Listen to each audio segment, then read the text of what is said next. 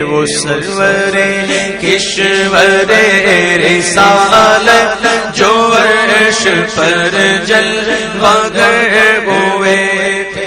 معزز و مکرم حاضرین محترم و سامعین مکرم، ماہ رجب المرجب کی آج 25 تاریخ ہے۔ اس ماہ کی 27ویں شب کو اللہ رب العزت نے اپنے حبیب جناب محمد عربی صلی اللہ علیہ وسلم کو تمام عوالم کی سیر کروایا، خصوصاً عرش اعظم پر بلوا کر اپنا دیدار کروایا۔ آپ نے جنت اور دوزخ کا مشاہدہ فرمایا۔ اسی کو اللہ رب العزت نے سورہ النجم کی بہت ساری آیتوں میں تفصیلاً بیان فرمایا ہے، جس کی 2 آیتیں اور سورہ مومن کی 1 آیت تلاوت کرنے کا شرف حاصل کیا گیا ہے۔ اللہ رب العزت کا ارشاد ہے، لَقَدْ رَأَىٰ مِنْ آیَاتِ رَبِّهِ الْكُبْرَىٰ، یقیناً میرے حبیب نے بڑی بڑی نشانیوں کا ملاحظہ فرمایا۔ ہماری بڑی بڑی نشانیوں کو ہمارے نبی نے دیکھا۔ اَفَتُمَارُونَهُ عَلَىٰ مَا يَرَىٰ، تو کیا تم اس بات پر جھگڑا کرتے ہو جس کو ہمارے نبی نے دیکھا ہے؟ سورہ مومنون میں اللہ رب العزت نے ارشاد فرمایا، وَمِن وَرَائِهِمْ بَرْزَخٌ إِلَىٰ يَوْمِ يُبْعَثُونَ، اور ان کی دنیاوی زندگی اور آخرت کی زندگی کے درمیان میں ایک پردہ ہے، پھر اس کے بعد وہ لوگ دوبارہ اٹھائے جائیں گے۔ حاضرین محترم، اس جمعہ ہم برزخ کے احوال کے متعلق گفتگو کریں گے۔ اللہ کے حبیب صلی اللہ علیہ وسلم نے جہاں پر بہت ساری چیزوں کو مشاہدہ فرمایا، مسجد حرام سے مسجد اقصیٰ تک جو آپ کا براق کا سفر رہا، اس سفر کے درمیان میں آپ نے برزخ کے احوال کو مشاہدہ فرمایا۔ برزخ کسے کہتے ہیں؟ برزخ کا عذاب کیسے ہوتا ہے؟ امت کو آ کر آپ نے بتلایا، تاکہ امت ان عذابات کو سن کر اور ان کے وجوہات کا علم حاصل کر کے ان گناہوں سے، ان سیئات سے اور ان معصیتوں سے تائب ہو جائے۔ اللہ کے حبیب صلی اللہ علیہ وسلم کی ہمیشہ عادت مبارکہ رہی کہ جب بھی نیک لوگوں کا تذکرہ فرماتے تو بروں کا تذکرہ بھی فرماتے اور ان کا ٹھکانہ بھی بتلاتے۔ یہ سنت الہی بھی ہے کہ اللہ تعالیٰ جہاں پر جنتیوں کا ذکر فرماتا ہے، وہیں پر جہنمیوں کا ذکر بھی فرماتا ہے۔ تو جو اللہ کی نشانیوں کو حضور صلی اللہ علیہ وسلم نے مشاہدہ فرمایا، ان میں برزخ کے احوال بھی ہے، اسی کے متعلق آج ہم گفتگو کریں گے۔ برزخ عربی زبان کا لفظ ہے۔ برزخ کے معنی پردے کے آتے ہیں۔ 2 چیزوں کے درمیان میں کوئی چیز حائل ہو جاتی ہے تو اسے عربی میں برزخ کہتے ہیں۔ سورہ رحمان میں بھی اللہ رب العزت نے برزخ کا لفظ استعمال فرمایا ہے، مرج البحرین یلتقیان بینہما برزخ لا یبغیان، کہ وہ 2 سمندر آپس میں ملے ہوئے نظر آ رہے ہیں، لیکن ان 2 سمندروں کے درمیان میں ایک پردہ حائل ہے جو آپس میں ایک پانی کو دوسرے پانی سے ملنے نہیں دیتا۔ یعنی ایک طرف میٹھا سمندر کا پانی ہے، دوسری طرف کھارے سمندر کا پانی ہے، دونوں پانی بظاہر ملے ہوئے نظر آتے ہیں، لیکن اللہ رب العزت نے اس کے درمیان میں ایک پردے کو رکھ دیا ہے، تو میٹھا پانی نہ کھارے پانی میں داخل ہو سکتا ہے اور نہ کھارا پانی میٹھے پانی میں داخل ہو سکتا ہے۔ تو سورہ مومنین میں اللہ رب العزت نے ارشاد فرمایا، جب بندے کو موت کا وقت اس کا قریب آ جائے گا، فرشتہ اس کی موت نکالنے لگے گا، تو تمنا کرے گا کہ کاش مجھے اور مہلت دے دی جائے، مجھے دوبارہ دنیا میں بھیج دی جائے تو میں نیک اعمال کروں گا۔ اللہ رب العزت فرمائے کہ کلا، اب ہرگز نہیں، جو تمہاری زندگی دنیا کی لکھی گئی تھی وہ زندگی ختم ہو گئی ہے، اب اس زندگی کا یا تو تمہیں ثواب ملے گا یا پھر تمہیں عذاب ملے گا۔ اس زندگی کی تمہیں جزا ملے گی یا سزا ملے گی، اس کے بعد اللہ رب العزت نے فرمایا کہ وَمِن وَرَائِهِمْ بَرْزَخٌ، دنیا اور آخرت کی زندگی کے درمیان میں ایک پردہ حائل ہے۔ اگر تفصیل سے سمجھنا ہو تو دنیا کی، عالم کی عام طور پر 4 قسمیں بیان کی جاتی ہیں۔ ایک عالم ارواح، ہم دنیا میں انسانی لباس میں آنے سے پہلے روحوں کی کائنات میں تمام لوگ تھے۔ جیسے جیسے انسان کے پیدا ہونے کا وقت اور اس کی تاریخ اللہ رب العزت نے مقرر فرما دی، تو حضرت جبرائیل ماں کی پیٹ میں اسے وہ شکل دیتے ہیں اور اس روح کو اس خالی پہ جسم میں ڈال دیتے ہیں۔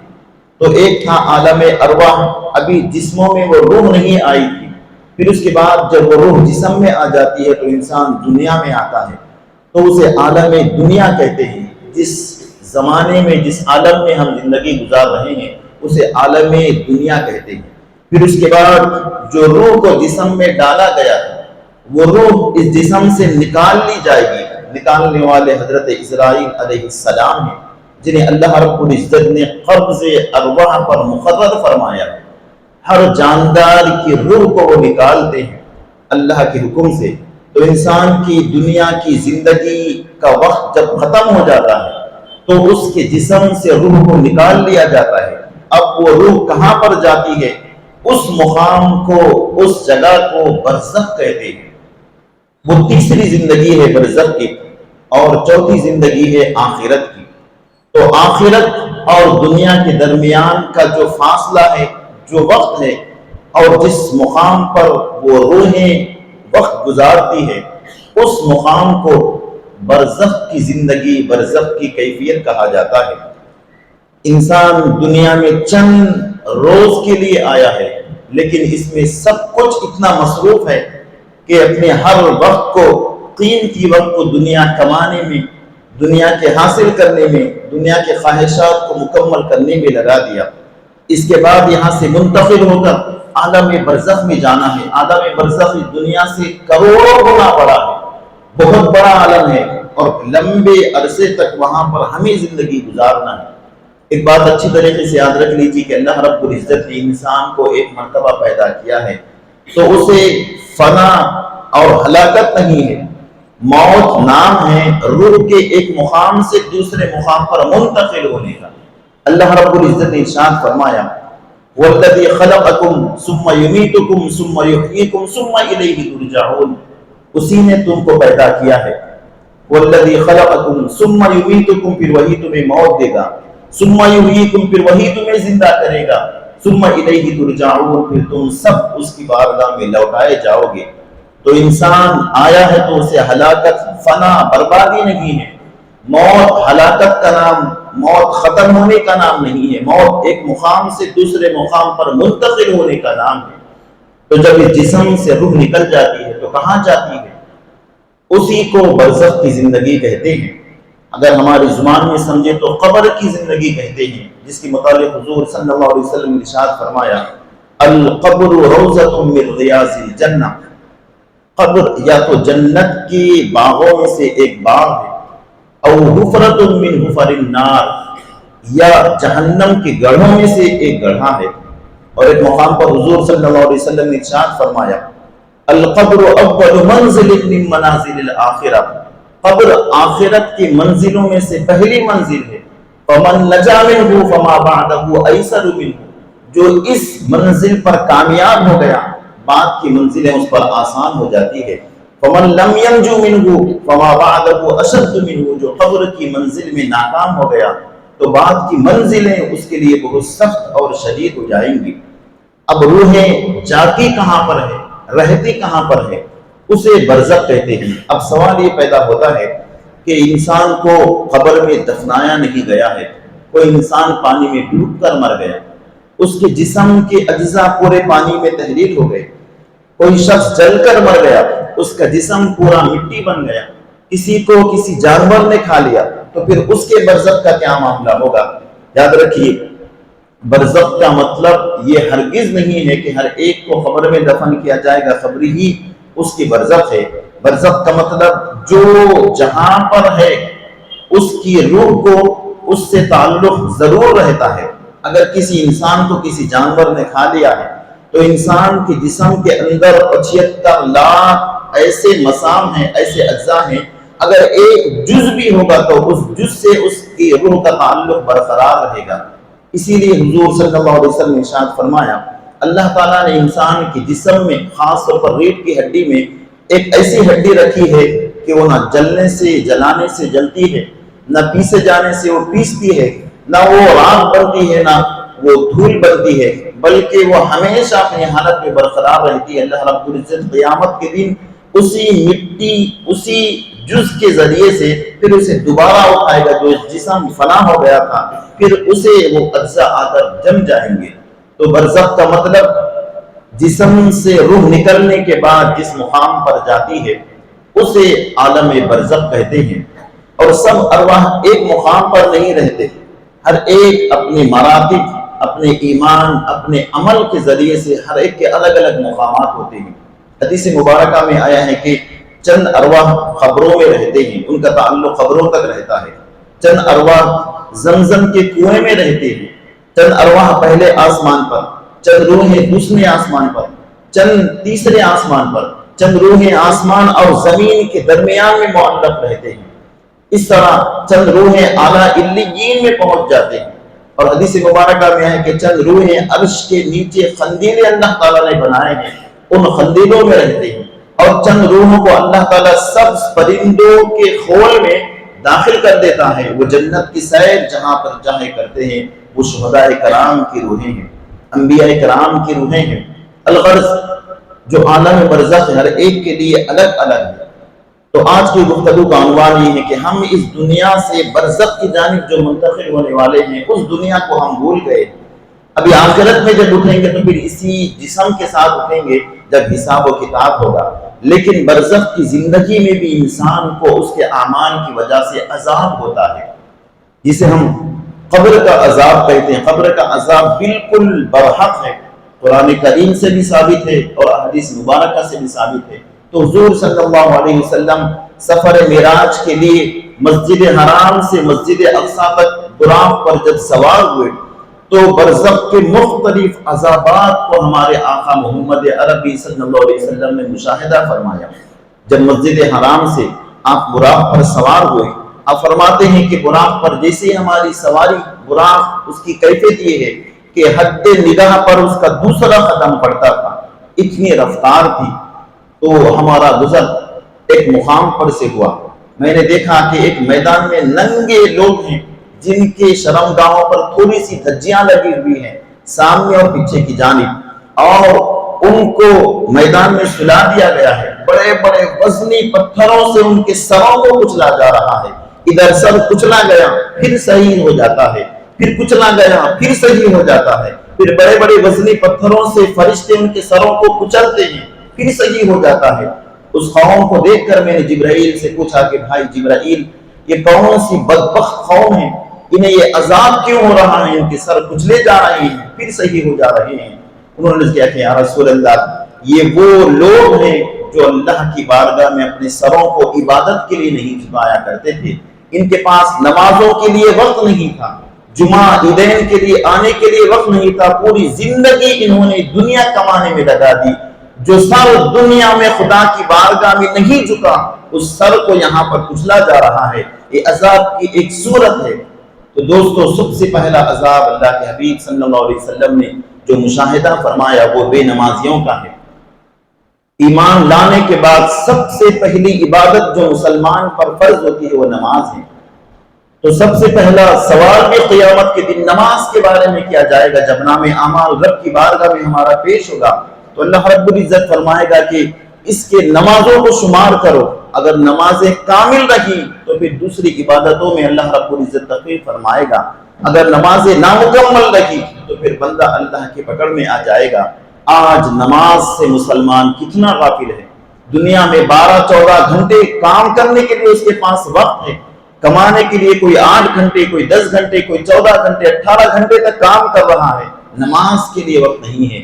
دوستو، ہم 10 گھنٹے 12 گھنٹے دفتر میں اپنے کام کے مقام پر وقت گزارنے کے بعد جب گھر کو آتے ہیں، رات کا کھانا کھائے بغیر کوئی انسان سوتا نہیں ہے، تو اپنے جسم پر لازم کر لے کہ جس طرح میں رات کا کھانا کھائے بغیر نہیں سوتا ہوں، اسی طرح میری کوتاہی کی وجہ سے یا وقت نہ ملنے کی وجہ سے یا میں چاہ کر بھی نماز ادا نہیں کیا ہوں، کم از کم ان نمازوں کو سونے سے پہلے قضا کر لے۔ فرض ہی صحیح، فجر کے 2 رکعت، ظہر کے 4 رکعت، عصر کے 4 رکعت، مغرب کے 3، عشاء کے 3، جب تک یہ نمازیں ادا نہ کرے، نہ سوئے، اپنے دل پر آپ عہد کر لے، پھر دیکھیے آپ آہستہ آہستہ نماز کے عادی ہوتے چلے جائیں گے۔ تو اللہ کے حبیب نے یہ عذاب کو مشاہدہ فرمایا، امت کو آ کر بتایا تاکہ میری امت نمازی ہو جائے۔ پھر آپ فرماتے ہیں کہ میں ذرا آگے بڑھا، کیا دیکھتا ہوں کہ ایک قوم ہے، عورتیں بھی ہیں اور مردیں ہیں، ننگے ہیں، ان کے جسموں پر کوئی کپڑے نہیں ہیں، ان کے سامنے انتہائی پاکیزہ خوشبودار پکا ہوا گوشت رکھا ہوا ہے، دوسری جانب کچا سڑا ہوا بدبودار گوشت ہے، تو ان کے سامنے جو پکا ہوا گوشت ہے اسے نہیں کھا کر جو سڑا ہوا بدبودار کیڑوں سے بنا ہوا گوشت ہے اسے کھا رہی ہیں اور اپنے پیٹوں میں ڈال رہی ہیں، کھا رہی ہیں، پیٹوں میں ڈال رہی ہیں۔ اس بدبخت قوم کو دیکھ کر حضور نے جبرائیل سے فرمایا کہ جبرائیل یہ کون سی قوم، ان کا کیا معاملہ ہے؟ تو فرمایا کہ حضور آپ کی امت کے وہ گناہگار ہیں جو پاکیزہ عورت بیوی کو رکھتے ہوئے ناجائز عورتوں سے اپنے تعلقات قائم کرتے تھے، اور یہ وہ عورتیں ہیں جو پاکیزہ شوہر رکھتے ہوئے دوسرے مردوں کے پاس وقت گزارا کرتے تھے، یعنی زنا کرنے والے مرد اور زنا کرنے والی عورتیں ہیں۔ ان کے عذاب کی یہ شکل ہے، یہ ابتدائی شکل ہے جہنم کی نہیں، قبر کے عذاب کی۔ تو زنا بھی بہت بڑا گناہ ہے۔ زنا کا مطلب کوئی غیر عورت سے جسمانی تعلقات کو رکھنا۔ اسلام میں اس کی سزا یہ ہے کہ اگر کوئی شادی شدہ مرد کسی غیر عورت سے تعلقات رکھتا ہے تو اس کی سزا یہ ہے کہ اس کی گردن اڑا دی جائے، وہ جینے کے قابل ہی نہیں ہے۔ اگر کوئی غیر شادی شدہ ہے، ناجائز تعلقات رکھتا ہے کسی لڑکی سے، کسی عورت سے، تو اس کی سزا یہ ہے کہ اسے 100 کوڑے مارے جائے۔ اور اسلامی جو درہ کوڑا ہوتا تھا وہ جب جسم پہ لگتا تو چمڑی کو لے کر واپس آتا تھا۔ تو اسلام میں یہ سزا ہے۔ اللہ کے حبیب نے جب مشاہدہ فرمایا تو امت کو آ کر بتایا کہ امت یہ تم اس گناہ میں نہ پڑنا، تم یہ نہ سمجھنا کہ تمہارا عمل ریکارڈ نہیں ہو رہا ہے، تمہارا ہر عمل اللہ رب العزت نے 3 طریقوں سے محفوظ کر دیا ہے۔ ایک تو فرشتے ساتھ میں ہے ہی، اور ایک چپ تمہاری گردنوں میں رکھی گئی ہے، وہ ویڈیو کی طرح تمہاری ویڈیوگرافی کر رہی ہے، کہاں پر، کس مقام پر، کب، کون سا گناہ کیا گیا ہے۔ جس طرح موبائل میں ایک چپ ہوتی ہے، ڈالنے پر ہر چیز ویڈیو کی طرح نظر آتی ہے، اللہ رب العزت نے بھی بندوں کے گردن میں اس طرح کی چیز کو رکھ دیا ہے۔ قرآن کریم میں اللہ رب العزت نے فرمایا وَنُخْرِجْ لَهُ يَوْمَ الْقِيَامَةِ، قیامت کے دن ہم اسے نکالیں گے۔ تو زنا بدترین گناہ ہے، اس سے بھی بچنا چاہیے۔ پھر آقا دو جہاں صلی اللہ علیہ وسلم نے ارشاد فرمایا کہ میں کچھ آگے بڑھا، کیا دیکھتا ہوں کہ ایک قوم ہے جو کھلے میدان میں ہے، وہ جہنم کی آگ، جہنم کے پتھر اور جہنم کے کانٹے دار درختوں کو، اس کے پتوں کو اور زقوم کے درخت کو کھا رہی ہیں، کھاتے جا رہے، جیسے انہوں نے منہ میں ڈالا وہ پھٹ کر پیچھے کے حصے سے نیچے آ رہے ہیں، جیسے وہ پتھر کھا رہے ہیں، آگ کھا رہے ہیں۔ جبرائیل سے میں نے پوچھا کہ جبرائیل یہ کون سے قوم ہے، یہ ایسا کیوں کر رہے ہیں، یہ پتھر، یہ چیزیں کیوں کھا رہی ہیں؟ تو جبرائیل نے عرض کیا کہ یا رسول اللہ یہ آپ کی امت کے وہ لوگ ہیں جو زکوٰۃ ادا کرنا انہیں تھا، غریبوں، یتیموں، بے سہارا لوگوں کا حق نہ دے کر خود ہی کھا لیا کرتے تھے، زکوٰۃ دوسروں کو دینے کا حق نہ سمجھ کر خود ہی کھا لیا کرتے تھے۔ اللہ رب العزت نے ان کی عذاب کی شکل رکھی ہے۔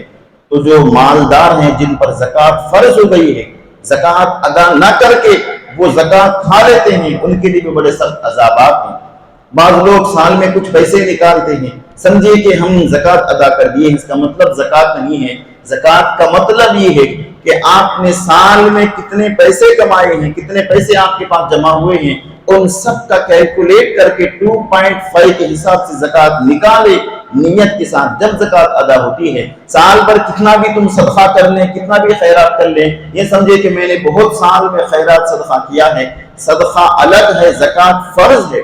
جس طرح نماز فرض ہے، روزہ فرض ہے، اگر صاحب مال ہو جائے تو حج فرض ہے، اسی طرح زکوٰۃ بھی فرض ہے۔ تو صاحب مال ہونا بڑی بات نہیں ہے، زکوٰۃ نکالنا ضروری ہے۔ پھر حضور صلی اللہ علیہ وسلم ارشاد فرماتے ہیں کہ میں جب آگے بڑھا کچھ دیر تو ایک قوم کو دیکھا کہ بڑی بڑی خینچیوں سے ان کے ہونٹوں کو کاٹا جا رہا ہے. جہنم کے دہکتے ہوئے آگ کی خینچیاں ہیں, ان کے ہونٹوں کو کاٹا جا رہا ہے, فرشتے ان کے ہونٹوں کو کاٹ رہے ہیں. میں نے پوچھا کہ جبرائیل یہ کون سی قوم ہے؟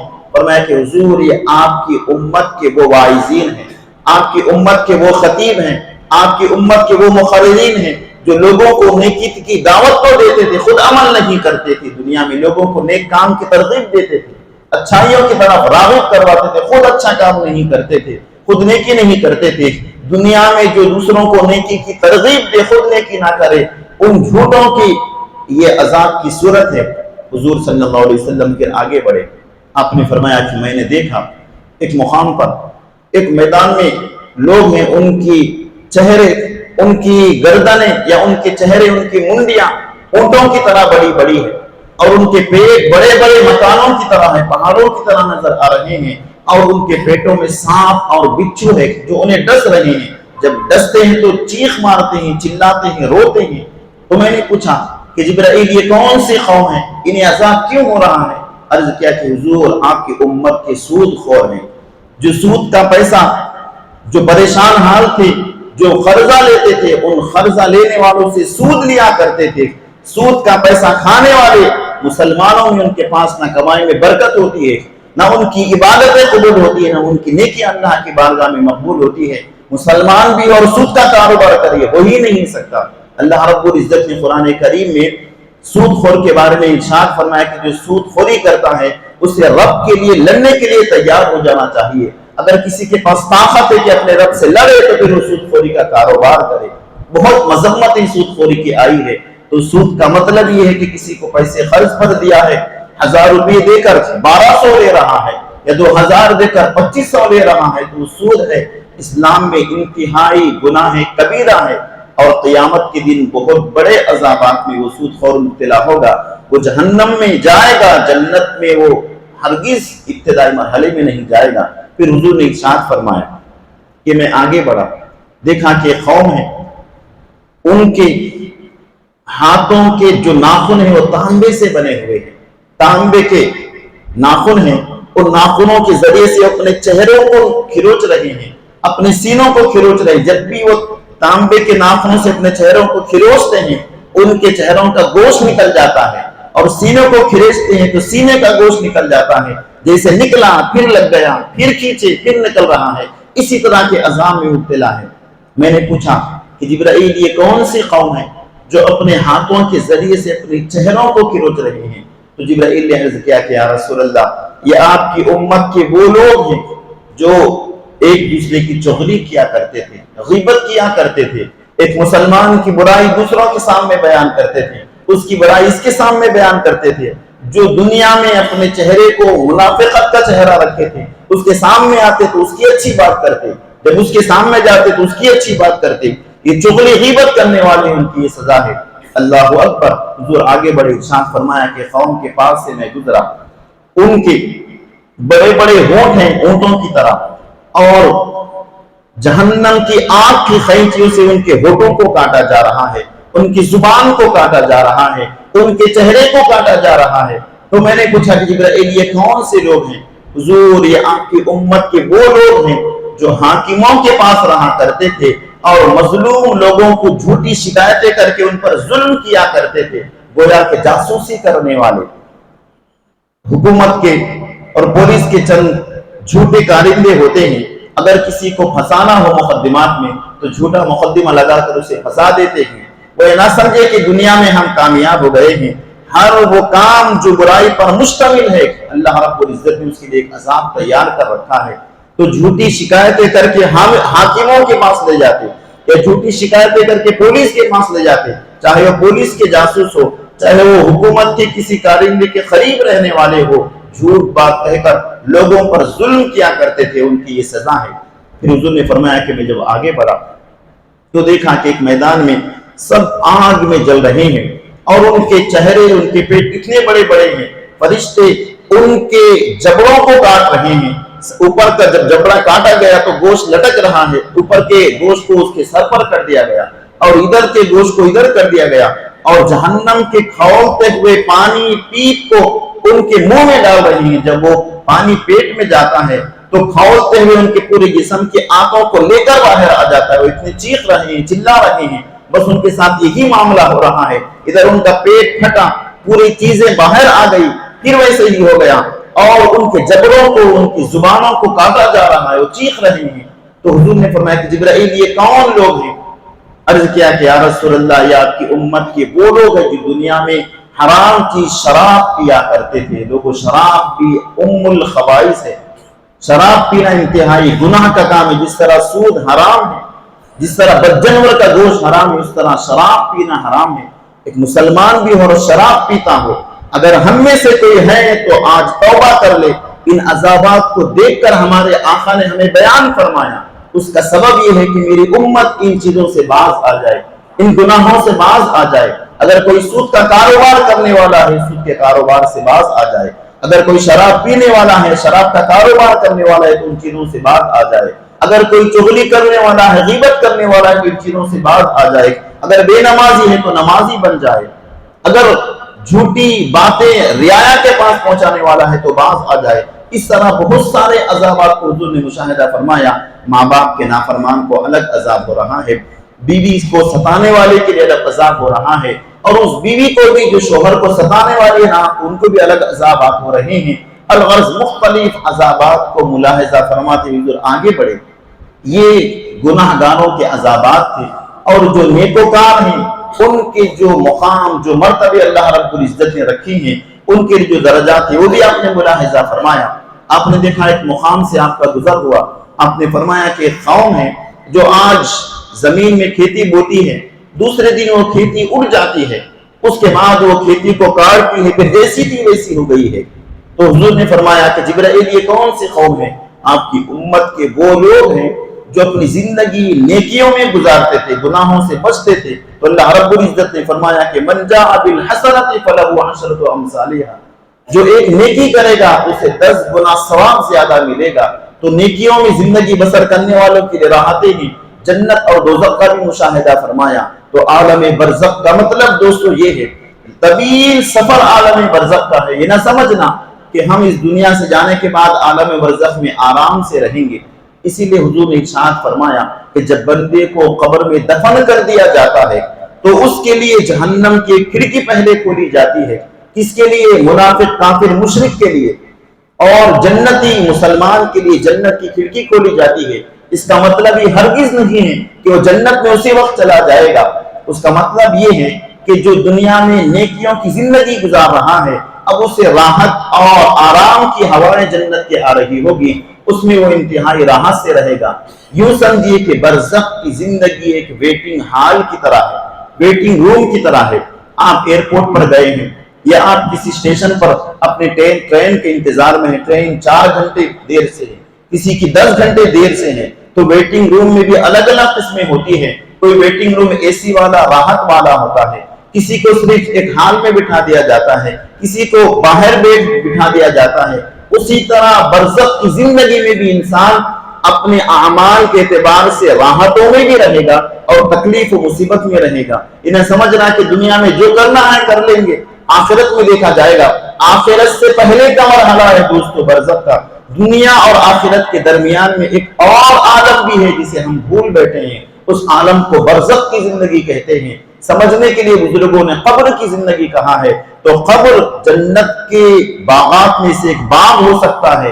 اب ہمارے ہاتھ میں ہے اسے جنت کا باغ بنانا ہے. یا پھر حضور نے فرمایا حفرۃ من حفر النار, یہ جہنم کے گڑھوں میں سے ایک گڑھا ہے. آخرت میں تو جہنم میں جانے والے جائیں گے ہی جہنم میں, جنت میں جانے والے جنت میں جائیں گے ہی, لیکن جنت میں جانے والوں کے لیے راحتیں برزخ سے شروع ہو جاتی ہے. اب اسی طرح کافرین کے ارواح کو بھی الگ الگ مقامات پر رکھا جاتا ہے. کسی کافر کی روح کو اس کی قبر میں قید کر دیا جاتا ہے. انسان مرنے کے بعد اس کے روح کا تعلق اس کی قبر سے یا اس کی روح کا تعلق اس کے جسم کے کسی بھی جز سے قائم رہتا ہے. اسی لیے حضور نے فرمایا کہ جب بندہ کسی قبر پر جاتا ہے تو صاحب قبر آنے والے کو پہچانتا بھی ہے. اگر آنے والا سلام کرتا ہے تو اس کے سلام کا جواب دیتا ہے. روح ایک مقام پر ہے لیکن آنے والا قبر پر ہے. آج سمجھنے کے لیے سائنس نے آسان کر دیا ہے. ایک شخص مشرق میں بیٹھا ہوا ہے اور دوسرا شخص مغرب میں بیٹھا ہوا ہے، آپس میں دیکھ کر ویڈیو کال کر رہے ہیں، اسی طرح روح کا تعلق جسم سے قائم رہتا ہے۔ کافر اور مومن کی روح میں فرق یہ ہے کہ مومن کی روح جواب بھی دیتی ہے، راحت بھی محسوس کرتی ہے، کافر کی روح نہ جواب دیتی ہے نہ راحت محسوس کرتی ہے، بس اسے قید کر دیا جاتا ہے۔ ذرا سوچی کسی ایک بندے کو 4 دن کے لیے ایک کمرے میں تنہا بند کر دیا جائے تو کیا عالم ہوگا؟ بند کر کے آپ کو کھانے پینے کے لیے بھی سب چیزیں دے، لیکن تب بھی راحت نہیں ملے گی۔ تو اسی طرح جسم سے روح نکلنے کے بعد اگر وہ نیک روح ہے تو پھر وہ نیکوں کے ساتھ راحت کی زندگی گزارے گی۔ تو برزخ کا معاملہ بھی یوں ہی 2-3 منٹ میں یا 2-4 سال میں، 500 سال میں ختم ہونے والا نہیں ہے۔ قیامت قائم ہونے تک اس مقام پر ہمیں زندگی گزارنا ہے۔ دنیا کی 2 دن کی زندگی کے لیے ایک شخص ہے تو 5 بلڈنگیں بنا رہا ہے، میں گرمی میں یہاں جاؤں گا، سردیوں میں وہاں رہوں گا۔ ذرا سوچیے آپ کو سفر کرنا ہے۔